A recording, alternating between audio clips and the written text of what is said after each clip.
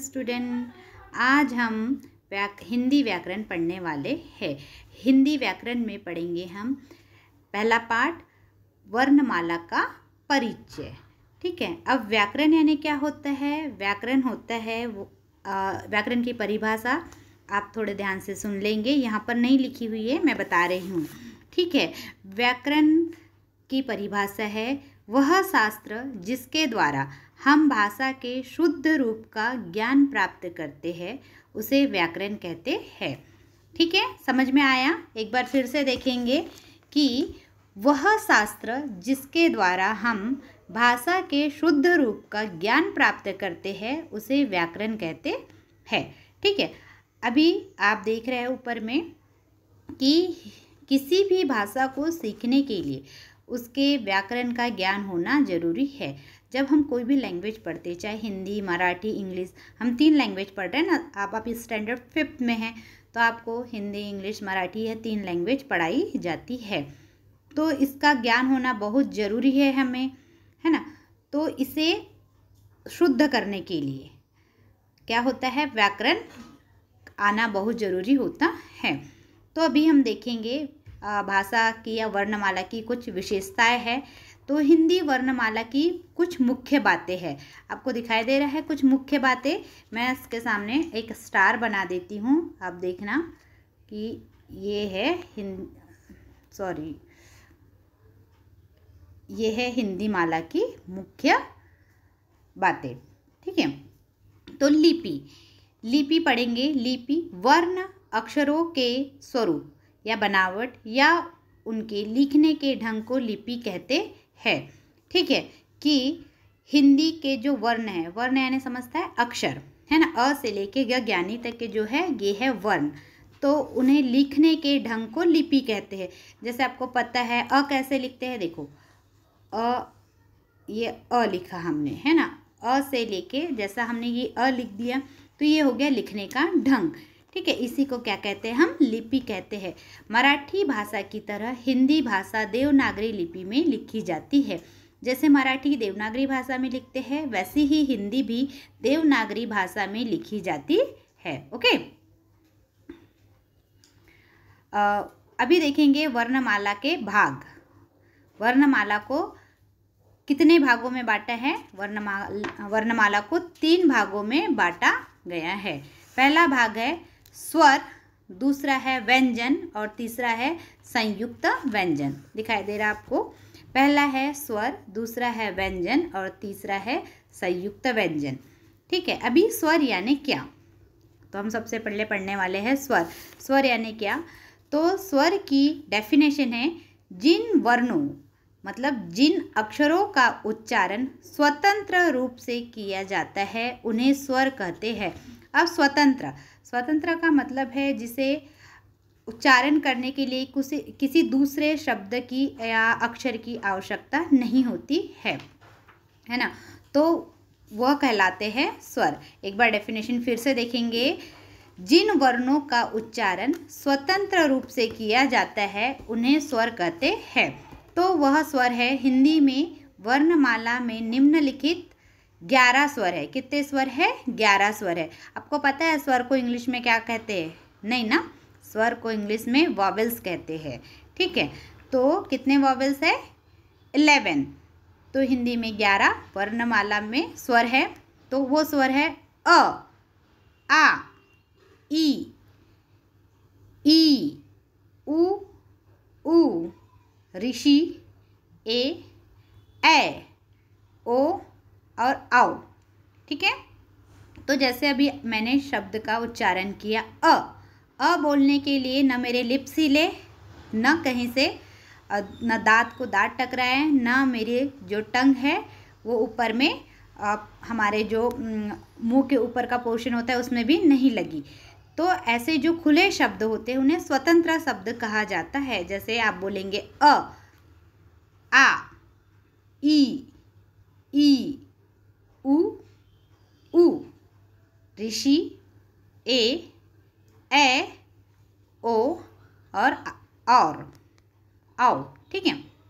तो देखो अ के ऊपर लगी हुई बिंदी अंग को अनुस्वार और अ के आगे लगी हुई दो बिंदियां आहा का विसर्ग कहते हैं।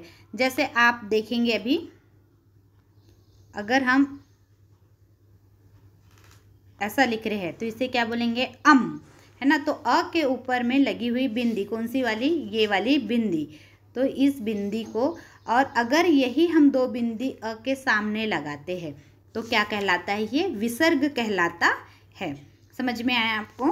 आपको याद रखना है, अ के ऊपर अगर ऊपर बिंदी लगती है तो वो अनुस्वार है, ठीक है। और अ के सामने अगर दो बिंदु लगती है वो विसर्ग।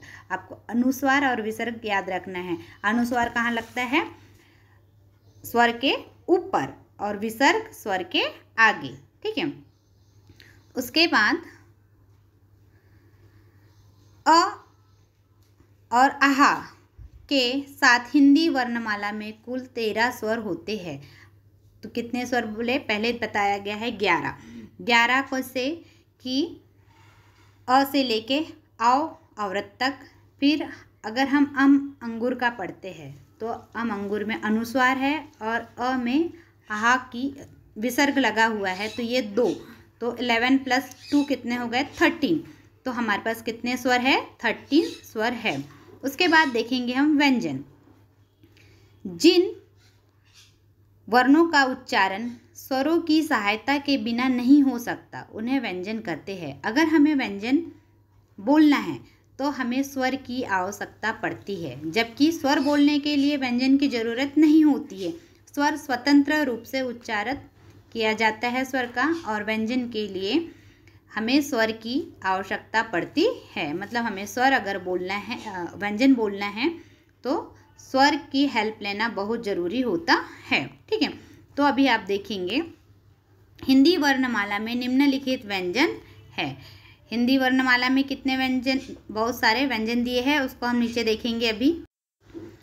तो क, ख, ग, घ, अंग, च, छ, ज, झ, इय, ट, ठ, ड, ढ, न, ड़ और ढ, त, थ, द, ध, न, प, फ, ब, भ, म, य, र, ल, व, श, श, स, ह, ड़, अक्ष, त्र, ज्ञ और श्र।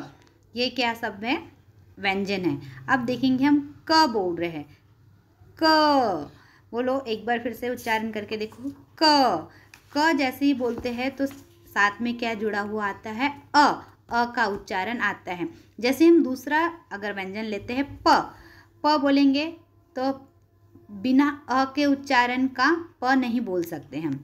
तो देखेंगे भी प है ना, क्या होता है, प।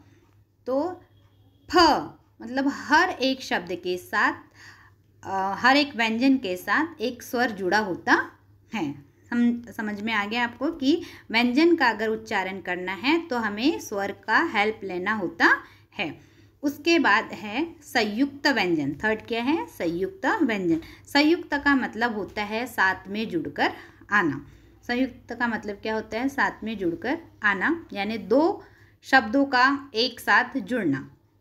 तो यहाँ दिया है छ, त्र, ज्ञ और श्र। देख रहे हैं कौन कौन से वर्ड है वो,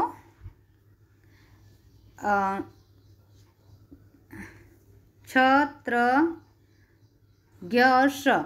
ये जो नीचे के जो 4 वर्ड हैं ये संयुक्त व्यंजन है, सॉरी संयुक्त व्यंजन देखते हैं, और श्र संयुक्त व्यंजन नहीं है, ठीक है। इसमें से प्रत्येक व्यंजन 2 अलग अलग व्यंजनों के मेल से बना हुआ है। तो जैसे क और श मिलके क्या बना है, श्रम बना है, ठीक है। क्या बना है, क और श मिलके छ बना है। त प्लस र, त और र को अगर मिलाएं तो क्या बना है, त्र बना है। उसके बाद ज और इय, यह दो शब्द मिलके ज्ञ बना है, और श और र मिलके श्र बना है। इसीलिए इन व्यंजनों को संयुक्त व्यंजन कहते हैं, है ना। तो मैंने पहले ही बताया छ, त्र, ज्ञ और श्र यह स्वतंत्र व्यंजन नहीं है। कैसे है, संयुक्त व्यंजन है, क्योंकि इनके उच्चारण में दो व्यंजन एक साथ आते हैं। जैसे छ में क्या आया था, क प्लस श, तो छ बना। त्र के उच्चारण में त प्लस र। उसके बाद ज्ञ के उच्चारण में ज प्लस इय, और श्र के उच्चारण में श प्लस र। मतलब दो व्यंजन मिलके जब एक शब्द तैयार होता है या दूसरा नया व्यंजन तैयार होता है, तब उसे संयुक्त व्यंजन कहते हैं। ठीक है। और यहाँ पे कुछ विशेष बातें हैं, वो देखेंगे।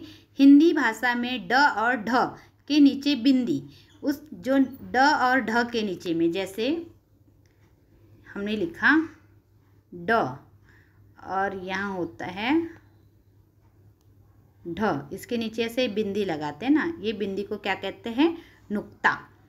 समझ में आया, जो मैंने नीचे बिंदी लगाई उसे क्या कहा जाता है, नुक्ता कहा जाता है।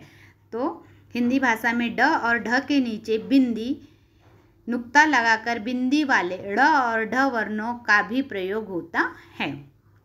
इनका उच्चारण ड और ढ से अलग होता है। जैसे डफली, एक जगह देखो, आप देखेंगे यहाँ डफली, ड फ ली, और अगर हमने नुक्ता लगाया ड के नीचे तो बन जाएगा वो ड़।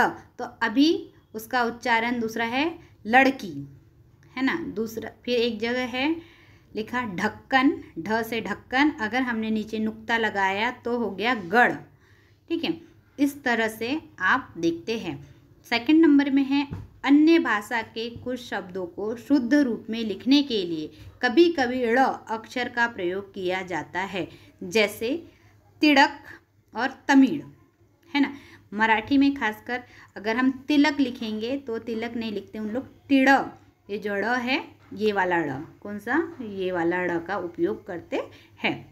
ठीक है, तो आपको ये समझ गया होगा। अभी मैं आपके सामने कुछ क्वेश्चन आंसर भी दे रही हूँ। देखो, आपको समझ गया ना वर्णमाला का परिचय। अब इसका कुछ स्वाध्याय है, आपको वर्णमाला लिखना है। दिख रहा है आपको कहाँ पे, ये जो क्वेश्चन नंबर 1 है, ये आपको इस यहाँ तक के पूरी वर्णमाला लिखना है। फिर है प्रश्न दूसरा, निम्नलिखित वर्णों में से स्वर अलग करके लिखो।